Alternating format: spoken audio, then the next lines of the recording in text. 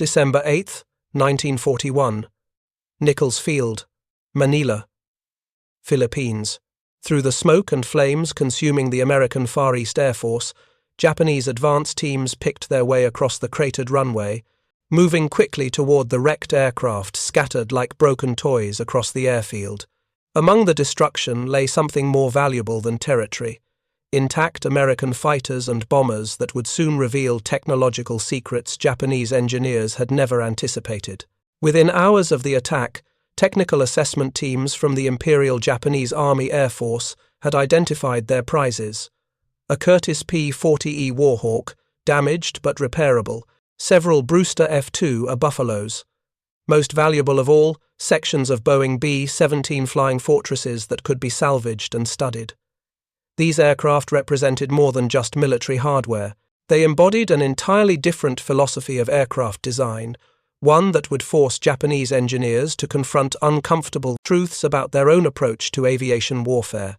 The pattern would repeat itself across the Pacific as Japanese forces swept through the Philippines, Netherlands, East Indies, and Malaya during the first months of 1942. At Bandung Airfield in Java, engineers found more P-42s in various states of damage. At Wake Island, a Grumman F-4F Wildcat had crash-landed during the desperate defense of the atoll, remaining largely intact despite combat damage. Each captured aircraft was carefully documented, photographed, and prepared for transport back to Japan for comprehensive evaluation. If you're enjoying this deep dive into the story, hit the subscribe button and let us know in the comments from where in the world you are watching from today. By March 1942, the first wave of captured American aircraft began arriving at Tachikawa Airfield near Tokyo, home of the Koku Gijutsu Kenkyujo, the Air Technical Research Institute. Known simply as Giken, this facility represented the pinnacle of Japanese aeronautical engineering. Here, the nation's most accomplished aircraft designers and engineers worked to develop new fighters, bombers, and technologies for Japan's war effort. The arrival of intact American aircraft presented Giken engineers with an unprecedented opportunity. For years, Japanese intelligence had assessed American aviation capabilities through fragmentary reports, technical journals, and occasional examination of export models sold to neutral countries before the war. Now they possessed actual combat aircraft, flown by American pilots, maintained by American crews, built to American military specifications. Major Kazuyuki Saito of the Imperial Japanese Army Air Force headed the evaluation team assigned to examine the captured American fighters. An experienced aeronautical engineer who had participated in the development of several Japanese aircraft types, Saito assembled a team of specialists to conduct systematic examinations. His assignment was clear: document every aspect of American aircraft design, identify technological advantages, assess manufacturing techniques, and determine whether Japanese aircraft could match or exceed American capabilities. The examination began with the Curtiss P-40E Warhawks. Japanese forces had captured approximately 30 of these fighters in the Philippines and Java, many with low flight hours or even still in shipping crates when Japanese troops overran American supply depots. Japanese technicians, working with captured Allied mechanics pressed into service, began the painstaking work of restoring several P-42s to airworthy condition. The P-40E was powered by an Allison V1710 engine producing 1,150 horsepower at takeoff. Maximum speed reached 362 miles per hour at 15,000 feet. The aircraft carried 6 Browning 50 caliber machine guns, 3 mounted in each wing, with ammunition for 1,500 rounds total. Combat radius extended to approximately 300 miles with external fuel tanks. Japanese test pilots began flying the restored P-42s in May 1942. Initial flight evaluations confirmed what Japanese fighter pilots had reported from combat encounters. The P-40E was heavier and less maneuverable than the Mitsubishi A6M0. Its rate of climb proved inferior to Japanese fighters. In a turning dogfight at low to medium speeds, the P-40 could not match the Zero's legendary agility. But these expected deficiencies were not what caught the attention of Giken engineers. What astonished them were the protective features built into every aspect of American aircraft design. The P-40E's fuel system incorporated self-sealing fuel tanks as standard equipment. Engineers examining the wing fuel cells found them constructed with multiple layers of rubber compounds sandwiched between the aluminum tank walls. The outer layer consisted of vulcanized rubber, treated to resist deterioration from contact with aviation gasoline. The inner layer was untreated natural rubber that would swell when exposed to fuel. The principle was elegantly simple, but represented sophisticated materials, science, and manufacturing capability. When a bullet or shell fragment penetrated the tank, fuel would seep into the rubber layers. The untreated inner rubber, absorbing the gasoline, would swell dramatically within seconds, effectively plugging the puncture and preventing catastrophic fuel loss or fire. Japanese engineers had theoretical knowledge of self-sealing fuel tank technology. The concept had been demonstrated in limited form during World War I, and technical journals had published descriptions of Allied development efforts.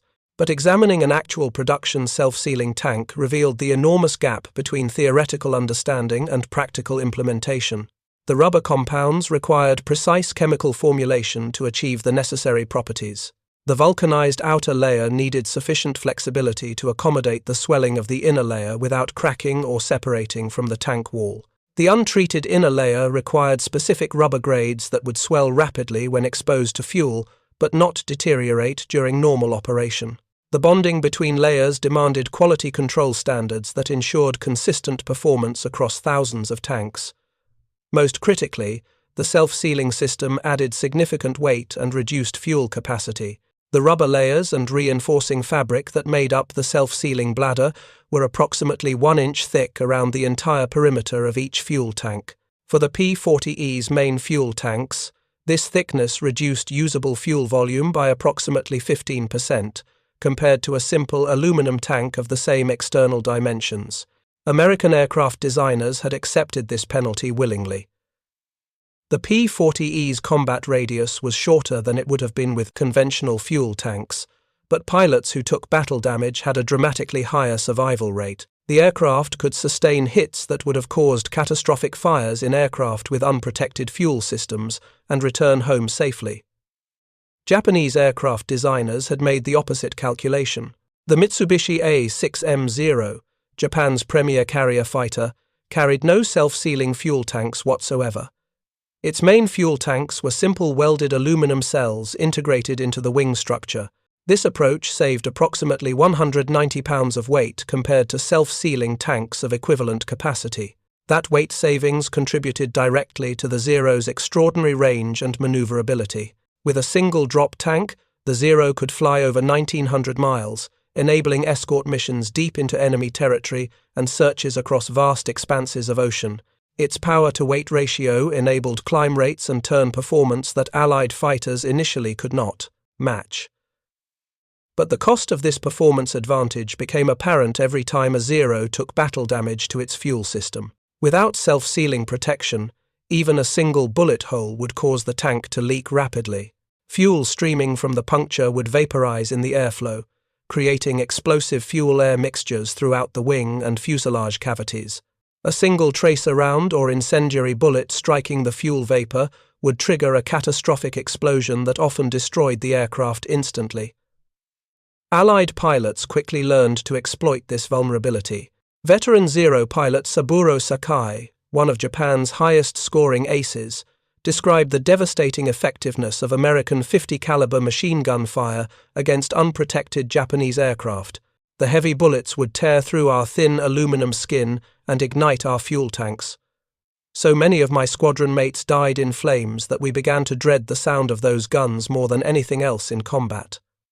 The examination of the P-40's protective systems extended beyond fuel tanks. Engineers discovered that the American fighter incorporated armor plating throughout the cockpit area. A steel plate 8 mm thick protected the pilot's back and head from rear attacks. Bulletproof glass 60 mm thick formed the forward windscreen. Additional armor plates protected critical systems, including the engine oil cooler and coolant radiator. The total weight of armor and bulletproof glass in the P-40E exceeded 130 pounds. This represented almost 2% of the aircraft's empty weight, dedicated solely to protecting the pilot and critical systems. For comparison, the Zero carried zero armor protection. Its windscreen was standard plexiglass, easily shattered by even light machine gun fire. Japanese engineers recognized immediately that this fundamental difference in design philosophy reflected deeper strategic differences between American and Japanese approaches to warfare. The Americans designed aircraft assuming their pilots were valuable trained personnel who represented significant investment in time, money, and expertise. Protecting pilots with armor and self-sealing tanks made strategic sense, even though it reduced aircraft performance. Japanese design philosophy emphasized offensive capability above all else. Armor was considered dead weight that reduced range, speed, and maneuverability. Self-sealing tanks were seen as unnecessary burden that limited operational flexibility. The assumption underlying Japanese aircraft design was that superior pilot skill and aggressive tactics would prevent enemy fighters from achieving firing position. If an enemy did manage to hit a Japanese aircraft, the pilot was expected to either evade through superior maneuverability or, if escape proved impossible, to accept death in service to the emperor. This philosophical difference became starkly apparent as engineers examined the P-40's construction in detail. The airframe incorporated numerous features designed to enhance survivability. Redundant control runs meant that damage to one set of control cables would not necessarily render the aircraft unflyable. Self-sealing hydraulic lines prevented loss of landing gear and flap operation from minor battle damage. Even the electrical system showed careful attention to survivability, with circuit breakers and fusing designed to isolate damaged sections without bringing down the entire system. The manufacturing techniques visible in the P-40's construction revealed another uncomfortable truth. American factories were producing these sophisticated aircraft with remarkable consistency. Engineers examining multiple captured P-40s found that parts were truly interchangeable. A wing panel from one aircraft would fit precisely onto another aircraft without any modification or adjustment. Control surfaces, landing gear components, and engine mounts showed identical dimensions across different aircraft. This level of standardization required manufacturing precision that Japanese factories had not achieved. Japanese aircraft production relied heavily on skilled craftsmen who individually fitted components to each airframe. Two Japanese aircraft of the same model were never truly identical. Parts from one aircraft often required adjustment before fitting another. Field maintenance demanded highly trained technicians who could modify replacement parts to match the specific aircraft being repaired. The American approach eliminated the need for such specialized skills by building precision into the manufacturing process itself. Workers on American assembly lines could install components without individual fitting because the components were machined to tolerances that ensured proper fit. This meant American factories could employ less skilled workers and still maintain quality, enabling rapid production scaling as the war effort expanded. The examination of captured P-40s also revealed American approaches to engineering problems that differed fundamentally from Japanese solutions. The aircraft's oxygen system for high-altitude operations used precision regulators produced by automotive parts manufacturers. These companies, with no prior aircraft experience, had simply applied their existing manufacturing capabilities to produce aviation equipment. This discovery carried profound implications. American industrial depth was such that automobile parts suppliers could produce precision aircraft components merely by leveraging existing manufacturing infrastructure. Japanese aircraft oxygen systems required hand assembly by specialized technicians. American systems were mass-produced by companies that normally made carburetors and fuel pumps for automobiles. The defensive armament examination proved equally revealing. The 6 Browning M250 caliber machine guns mounted in the P-40's wings were surprisingly crude in construction by Japanese standards. Manufacturing tolerances were looser than Japanese aircraft guns. Surface finishes showed tool marks that would have been considered unacceptable in Japanese weapons manufacture. Yet the guns functioned reliably despite what Japanese engineers considered rough manufacturing. The design achieved reliability through robust engineering rather than precision craftsmanship. Components were overbuilt, providing margins of safety that allowed the weapons to function despite imperfect manufacturing conditions. Any reasonably competent armorer could maintain the weapons using simple tools and basic training. Japanese aircraft guns, by comparison, were precision instruments requiring skilled maintenance by specialized technicians. By June 1942, similar examinations were underway on the captured Grumman F-4F Wildcat from Wake Island. Japanese technicians had successfully repaired the fighter, replacing damaged components with parts fabricated from other wrecked Wildcats, and, where necessary, manufacturing components based on careful measurements and reverse engineering. The Wildcat proved even more heavily protected than the P-40. Its fuel tanks incorporated the same self-sealing technology, but with even more robust construction. Armor protection was more extensive, with steel plates protecting the pilot from attacks from below, behind, and from the sides. The engine cowling incorporated armor to protect the radial engine's critical components. Most significantly, the Wildcat's overall structural robustness far exceeded anything in Japanese service. The airframe was designed to withstand 6G maneuvers under combat loading. Wing spars were built with safety factors that allowed the aircraft to survive damage that would have caused structural failure in Japanese fighters. Landing gear was engineered to absorb hard carrier landings repeatedly, without requiring replacement or extensive maintenance. Test pilots flying the Wildcat reported that while it was indeed slower and less maneuverable than the Zero, it could sustain astonishing levels of battle damage and continue flying. In one evaluation flight deliberately designed to test structural limits, Japanese pilots subjected the captured Wildcat to maneuvers that would have torn the wings off a Zero. The Wildcat completed the test without structural damage. The examination reports reaching Imperial Navy headquarters in Tokyo painted a sobering picture. American aircraft were not superior because of better aerodynamics or more powerful engines. They were superior because they incorporated comprehensive protective systems, robust construction, and systematic engineering approaches that prioritized pilot survival and operational sustainability. These characteristics reflected an industrial philosophy fundamentally different from Japan's approach. American factories were organized to produce aircraft in quantities that would overwhelm Japanese defenses through sheer numbers, with each aircraft designed to be maintained by mechanics with basic training, repaired quickly in field conditions, and kept flying despite battle damage. Japanese aircraft, designed for performance above all else, required extensive maintenance by highly skilled technicians, could not survive significant battle damage, and demanded replacement pilots be trained to the same exceptional standards as those lost in combat. As pilot attrition mounted, this approach proved unsustainable. The most detailed examination, however, focused on the captured Boeing B-17 Flying Fortresses. Japanese forces had recovered 3 B-17 seconds in various locations.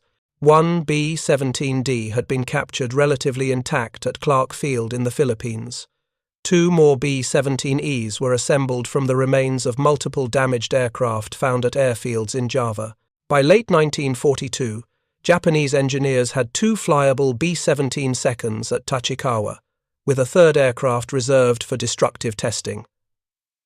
The B-17 examination revealed the ultimate expression of American aviation manufacturing philosophy.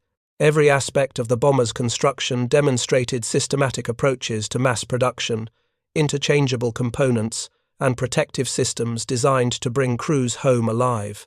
The fuel system incorporated self-sealing tanks throughout.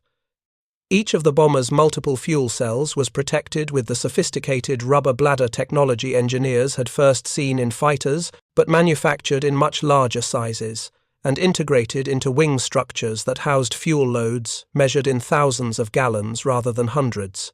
More impressive was the attention to redundancy and survivability throughout the aircraft's systems.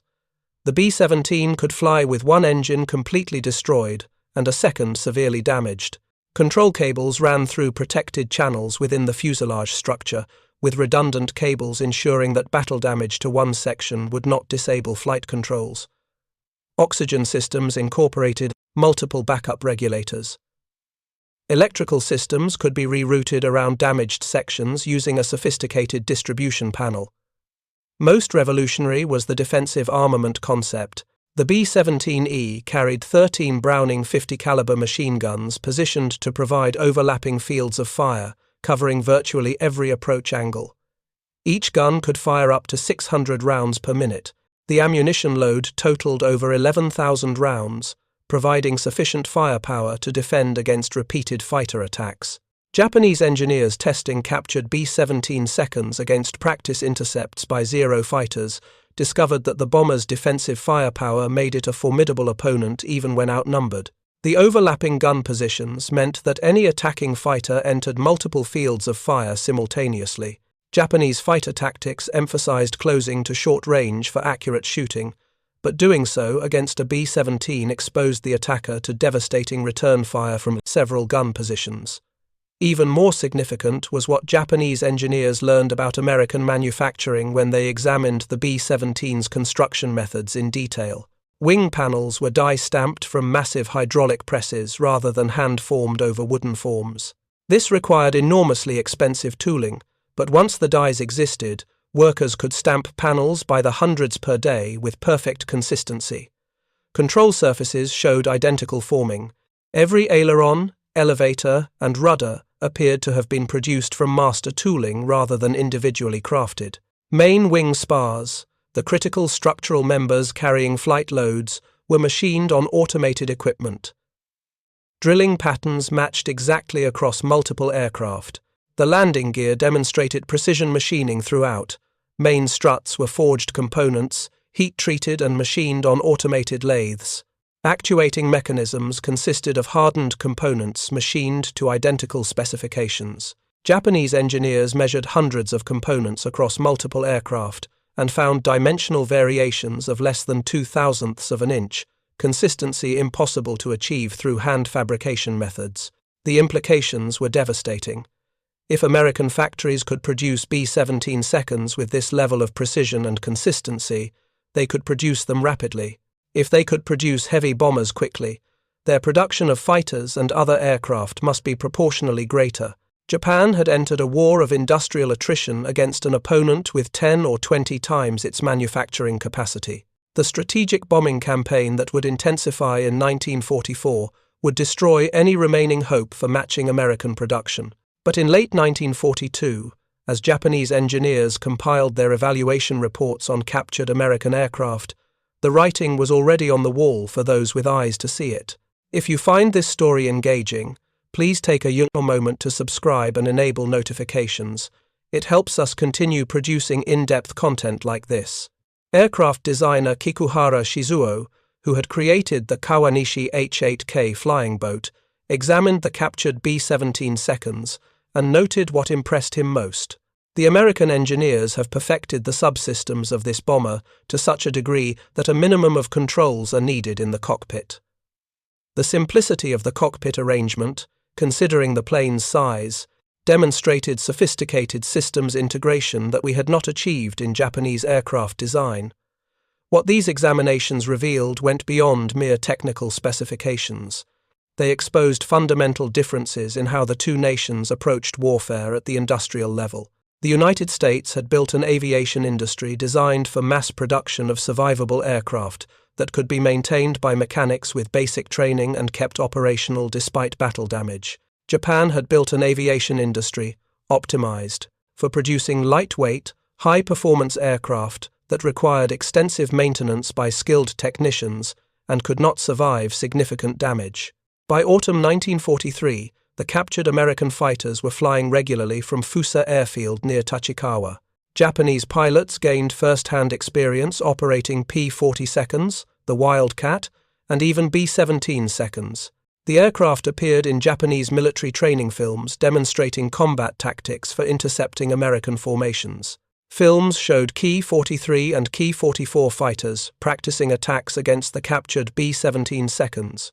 These films sometimes featured B-17 seconds repainted with American insignia, occasionally escorted by captured P-40 seconds for additional realism. The films played in Japanese public theaters as propaganda, showing Japanese fighters successfully engaging American bombers.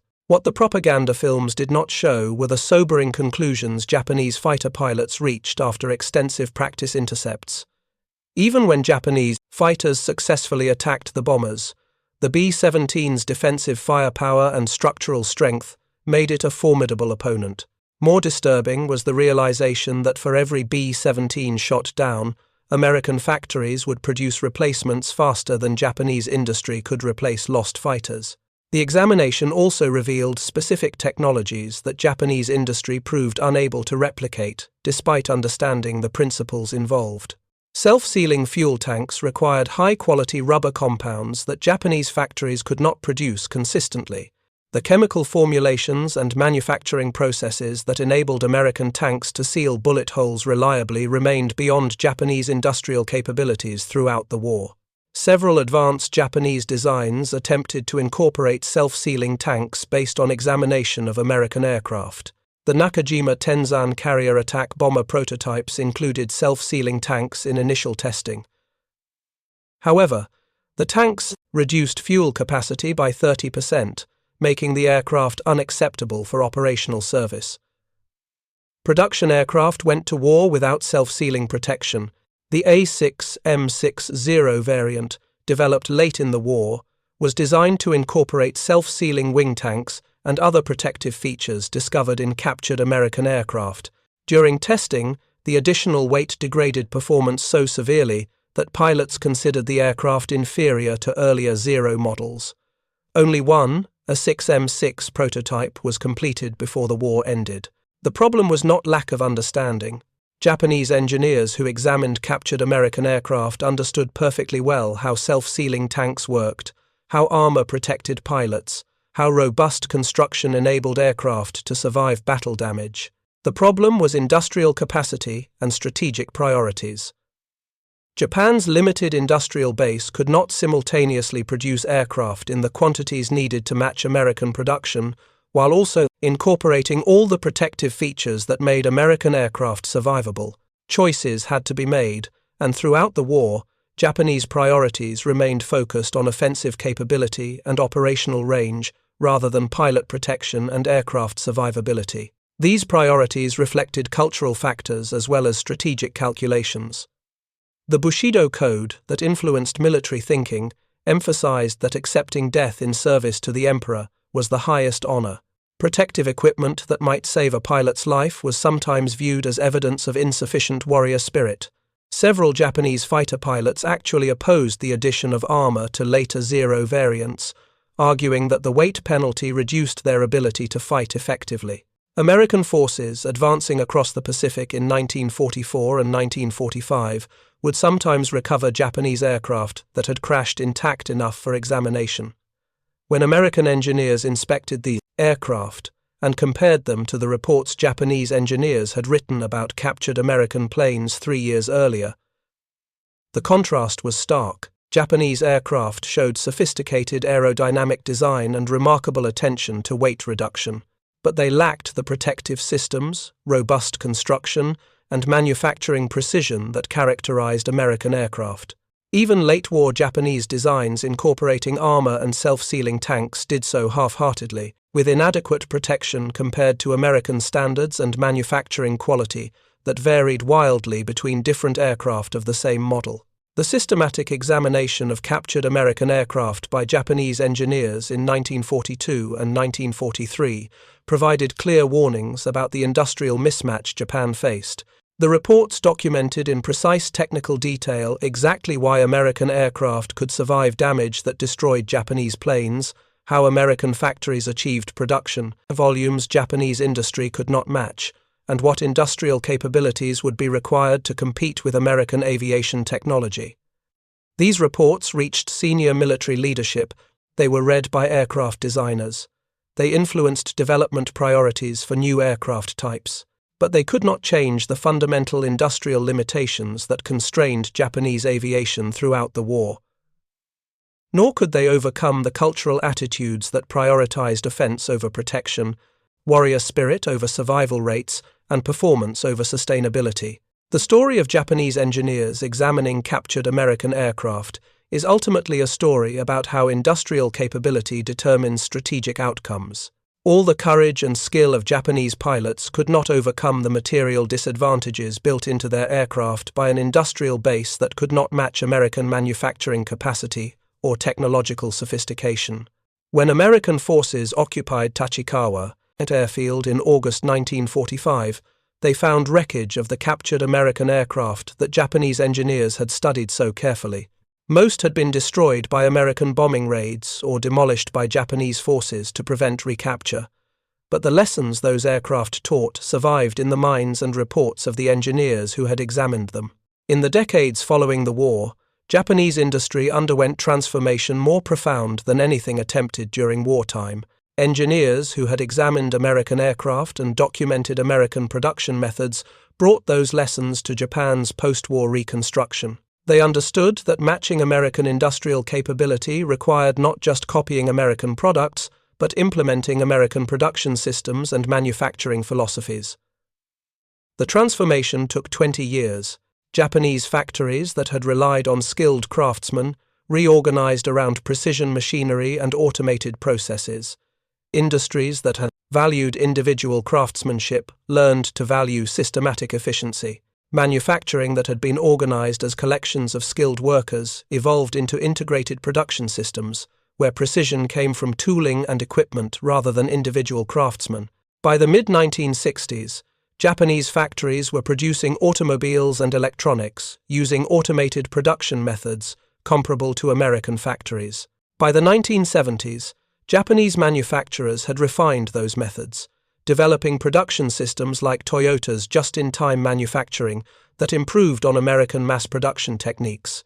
Companies like Toyota, Sony, and Honda became global leaders by combining Japanese attention to detail with American systematic production methods. The quality that Japanese products became known for resulted from production systems designed to build quality into the process, rather than relying on skilled workers to individually craft quality products. The captured American aircraft that Japanese engineers examined at Tachikawa from 1942 through 1945 taught lessons that extended far beyond aviation.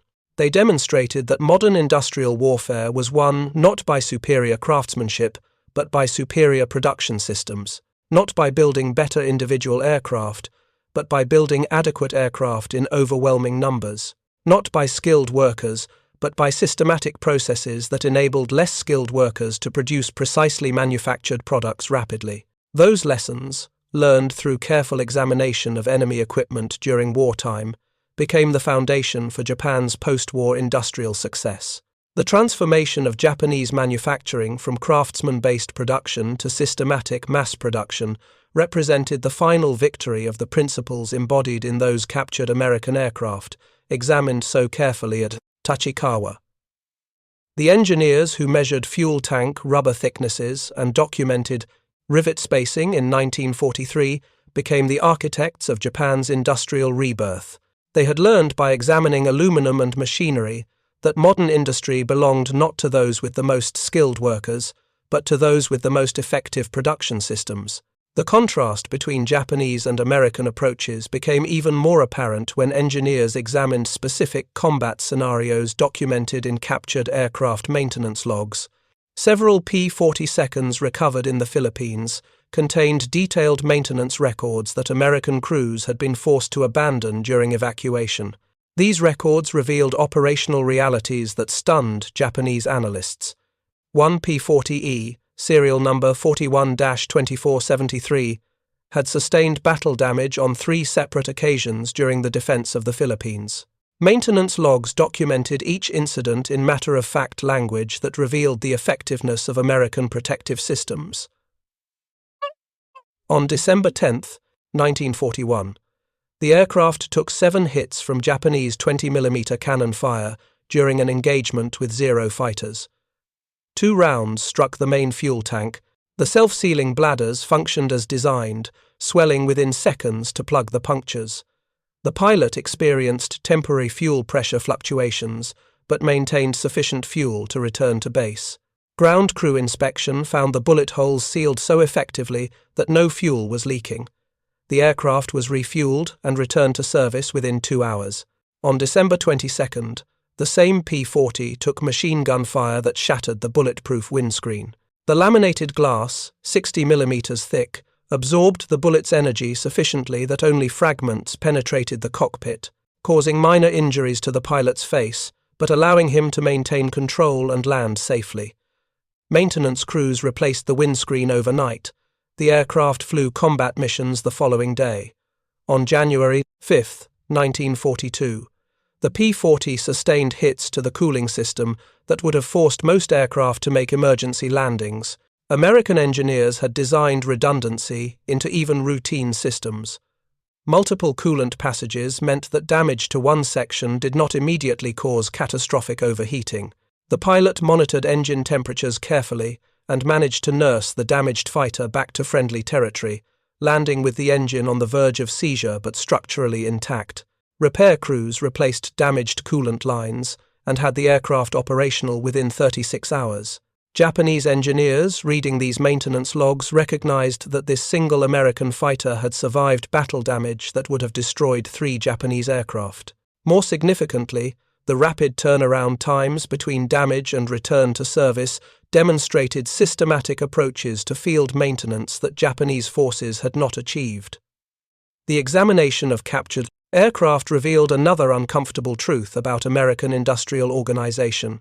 The manufacturing date, stamps, and inspection marks found throughout American aircraft showed that components came from dozens of different subcontractors, coordinated through sophisticated logistics networks.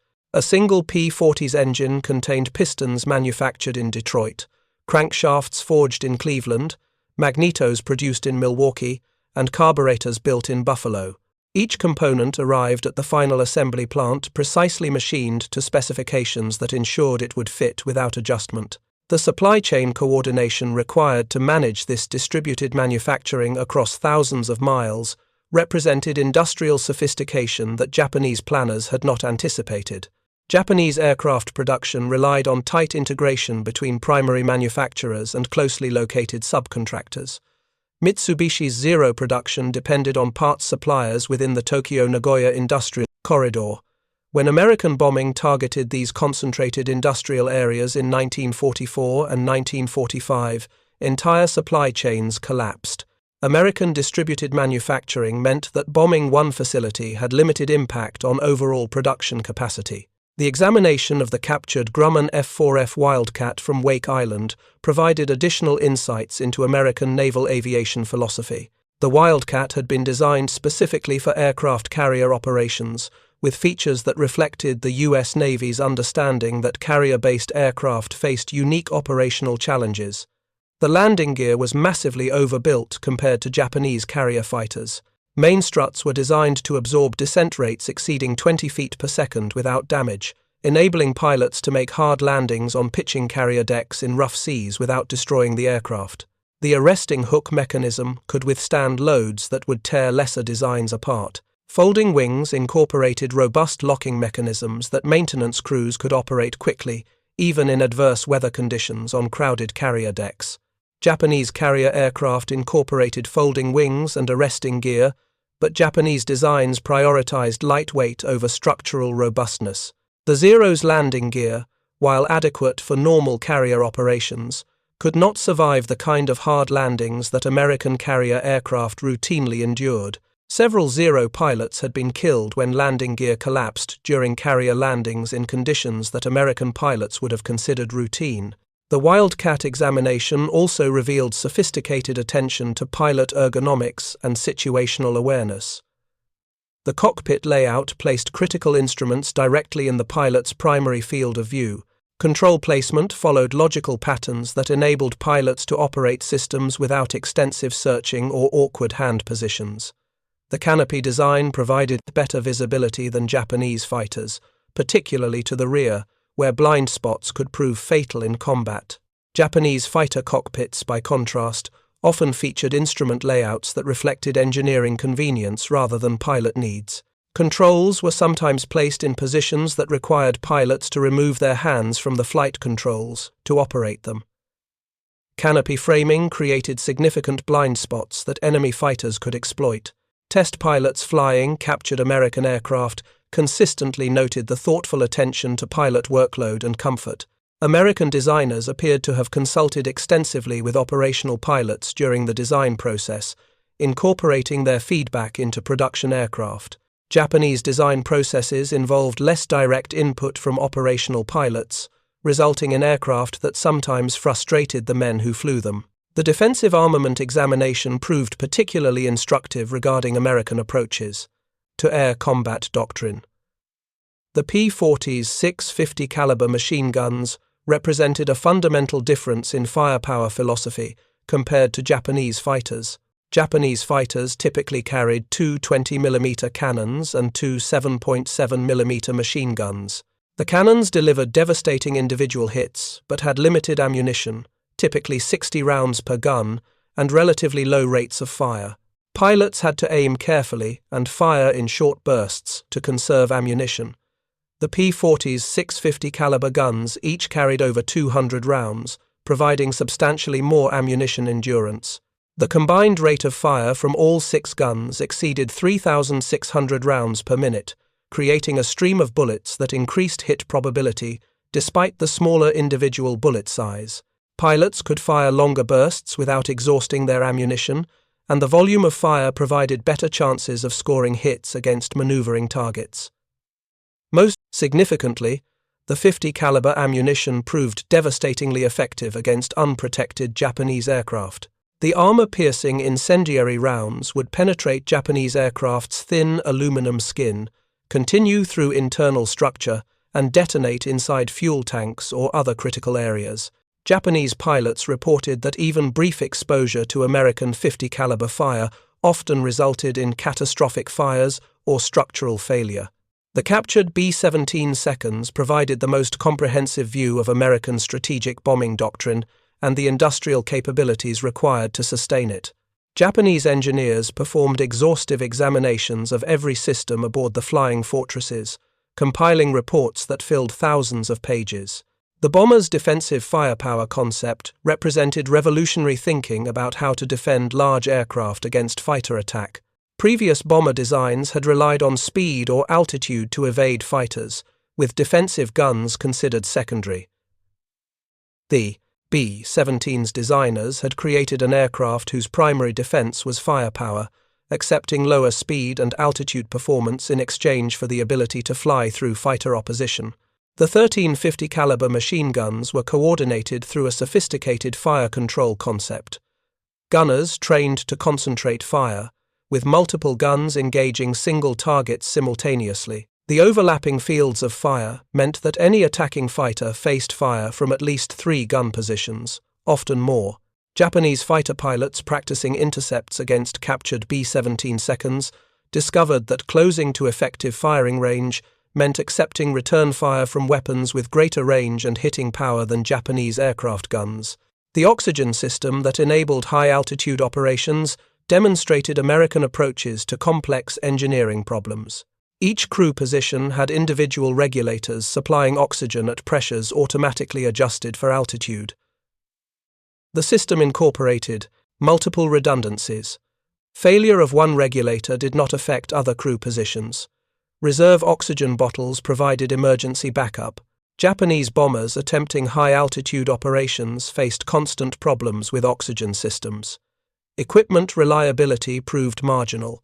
Altitude sickness affected crews regularly.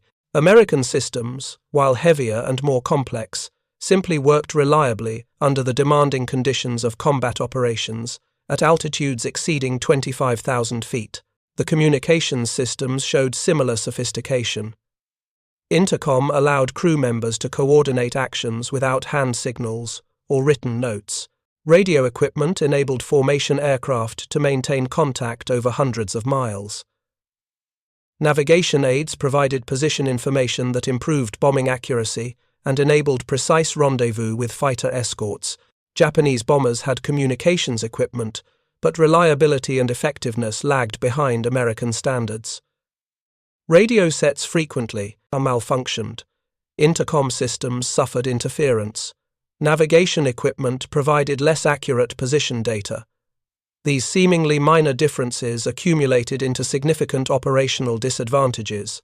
The bombing equipment itself revealed American commitment to precision attack. The Norden bomb sight, carefully examined by Japanese engineers, represented mechanical computing sophistication that Japanese industry had not achieved. The device automatically calculated bombing solutions accounting for altitude, airspeed, wind, and target motion, providing accuracy that hand-calculated bombing could not match. Most tellingly, the bomb sight was designed to be operated by bombardiers with modest training. The complexity was built into the mechanism itself, making the operator's task relatively straightforward. Japanese bombing systems required extensively trained bombardiers who performed complex calculations manually during the bombing run. American systems automated the complexity, enabling less specialized training and more consistent results. The examination of B-17 construction methods provided insights into American aircraft production that proved particularly disturbing to Japanese planners. The consistency of riveting patterns across multiple aircraft revealed automated or semi-automated assembly processes. Engineers counted and measured thousands of rivets, finding variation of less than 1/1000th of an inch in installation depth and less than 2/1000ths of an inch in spacing. This consistency was impossible to achieve through hand riveting. American factories employed powered riveting equipment operated by workers who required only basic training. Japanese factories relied on skilled sheet metal workers who installed rivets individually, achieving good results, but with inevitable variations between different workers and different aircraft. The cost implications were staggering. American factories could train workers to operate riveting equipment in weeks. Japanese factories needed months or years to train craftsmen to acceptable skill levels. American production could scale up rapidly by adding more equipment and workers. Japanese production was constrained by the availability of skilled craftsmen, a resource that could not be quickly increased. Wing panel forming showed similar disparities. American wing skins were stamped from massive dies that cost fortunes to produce, but enabled rapid, consistent manufacturing once in place. Japanese wing skins were formed over wooden molds by craftsmen using hammers and hand tools, a process requiring great skill, but producing slower output with greater variability. The strategic implications became clear when Japanese analysts attempted to estimate American production capacity based on observed manufacturing methods. If American factories could build B-17 seconds with such efficiency, and if multiple factories were producing them simultaneously, then monthly production rates must exceed anything Japanese industry could achieve. Intelligence reports from mid-1943 confirmed these estimates. American aircraft production had reached approximately 6,000 aircraft per month and was still climbing. Japanese production peaked at approximately 2,500 aircraft monthly and could not be increased further due to raw material shortages, skilled worker limitations, and factory capacity constraints. The examination of captured aircraft had revealed not just technological differences, but fundamental disparities in industrial organization and capability. Japanese engineers understood clearly by late 1943 that Japan had entered an unwinnable war of industrial attrition. Several senior Japanese engineers and military officers reached pessimistic conclusions based on the captured aircraft evaluations. Vice Admiral Isoroku Yamamoto, who had studied at Harvard University and served as naval attaché in Washington, understood American industrial capacity better than most Japanese leaders. After reviewing reports on captured American aircraft, Yamamoto privately expressed doubt about Japan's ability to sustain a long war. Aircraft designer Jiro Horikoshi, creator of the Zero, read the evaluation reports on captured American aircraft with growing concern. In his post-war memoirs, he acknowledged that the technological gap revealed by examining American aircraft had been far greater than he anticipated. "We had designed aircraft for the war we expected to fight, emphasizing offensive capability and operational range. The Americans designed aircraft for the war they had the industrial capacity to win, emphasizing protection, sustainability, and mass production. Our approach worked brilliantly in the opening months, when we fought with our pre-war inventory of skilled pilots. Their approach proved decisive in the long campaign when industrial capacity determined outcomes. The captured aircraft examinations did influence some Japanese aircraft development efforts. Several late-war designs attempted to incorporate protective features observed in American aircraft. The Kawanishi N-1K-2 Shidenkai fighter, introduced in 1944, featured armor protection, self-sealing fuel tanks, and robust construction that made it competitive with American fighters. But the N-1K-2 arrived too late and in too few numbers to affect the war's outcome. Only about 400 were produced before the war ended, compared to over 12,000 Grumman F-6F Hellcats produced in the same period. Japanese industry simply lacked the capacity to produce sophisticated aircraft in the quantities needed to match American production. The bombing campaign against Japanese aircraft factories, which intensified through 1944 and 1945, destroyed any remaining hope of closing the production gap. American B-29 Superfortresses, even more advanced than the B-17 seconds Japanese engineers had examined, appeared over Japan in formations that Japanese defenses could not stop. Each raid destroyed production capacity that could not be replaced. The Nakajima plant at Musashino, the Mitsubishi facilities at Nagoya, the Kawasaki factories, all suffered severe damage. The combination of bombing and an earthquake in January 1945 collapsed Japanese aircraft production. Monthly output fell from over 2,500 aircraft in May 1944 to barely 1,500 by early 1945.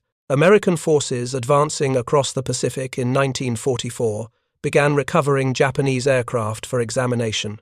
When American engineers studied Japanese fighters and bombers, they found sophisticated aerodynamic designs and remarkable weight-saving measures. But they also found the expected absence of protective features, inconsistent manufacturing quality, and engineering approaches that prioritized performance over sustainability. The cycle of examination and counter-examination continued throughout the war, with each side learning from captured enemy equipment. But the fundamental industrial imbalance meant that American forces could implement improvements rapidly, while Japanese forces struggled to maintain existing production levels. The story reached its conclusion in August 1945, when American occupation forces took control of Japanese aircraft facilities. At Tachikawa, where Japanese engineers had so carefully examined captured American aircraft 3 years earlier, American technical teams now examined Japanese aircraft and captured German equipment that had been shipped to Japan for evaluation. The wreckage of the American aircraft that Japanese engineers had studied was found scattered around the airfield, destroyed by bombing or deliberately demolished, but the documentation survived. American intelligence teams recovered thousands of pages of technical reports, engineering drawings, and evaluation summaries that Japanese engineers had compiled.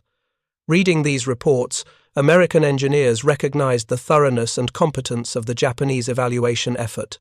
The technical analysis was sophisticated and accurate. The Japanese engineers had understood clearly what they were examining and what it meant for the strategic balance.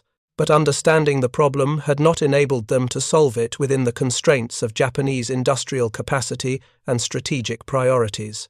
In the decades following the war, as Japanese industry rebuilt and transformed, the lessons from those wartime examinations of American aircraft became foundational to Japan's industrial philosophy.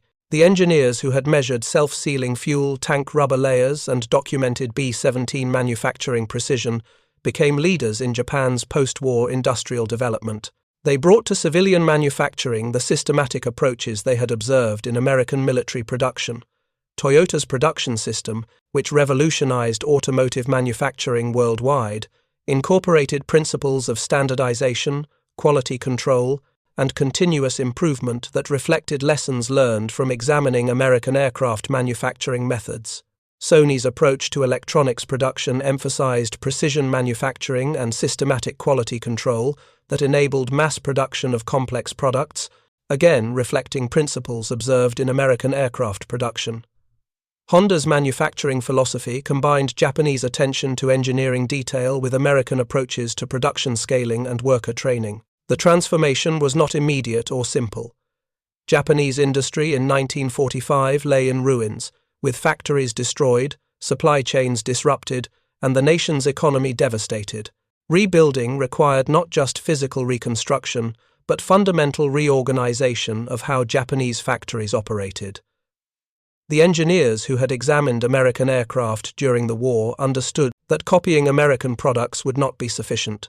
They needed to implement American production systems and manufacturing philosophies while adapting them to Japanese circumstances and combining them with Japanese strengths in precision engineering and quality consciousness. This synthesis of American systematic production methods with Japanese attention to detail and quality ultimately produced manufacturing approaches that exceeded American capabilities in many industries.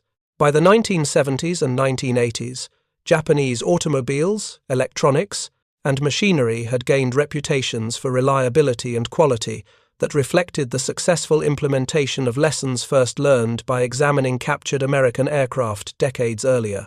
The story of Japanese engineers examining captured American aircraft during World War II demonstrates how technological and industrial disparities determine strategic outcomes regardless of courage, skill, or tactical brilliance. Japanese pilots were among the most skilled in the world.